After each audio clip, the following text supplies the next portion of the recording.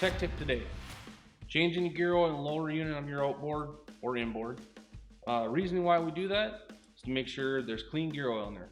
You know, a lot of times they come in, it may be black, maybe water, maybe some metal shavings in there. So today the customer just wanted to know, check the gear oil, see where we're at. Right, process of changing gear oil is pretty simple. This is a Mercury case, so there'll be a drain plug right in the bottom down here. There's another plug right here, and this is the vent plug. You usually don't have to worry about the vent plug. Just undo this plug and undo this plug, and your gear oil will come out.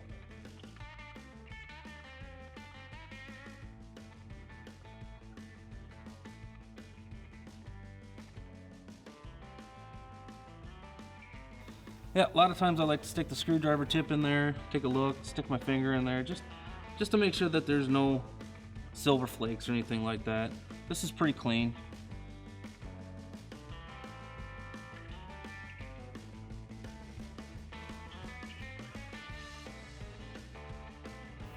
Once it's all drained out, we'll basically take our gear case filler here, put one in the bottom. We wait for it to come out the top, and as soon as it comes out the top, it's full.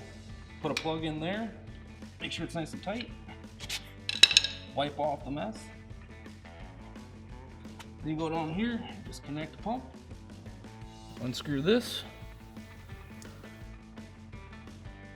and put the bottom plug in.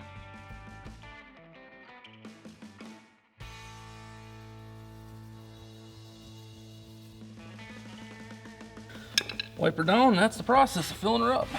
He's ready to go boating.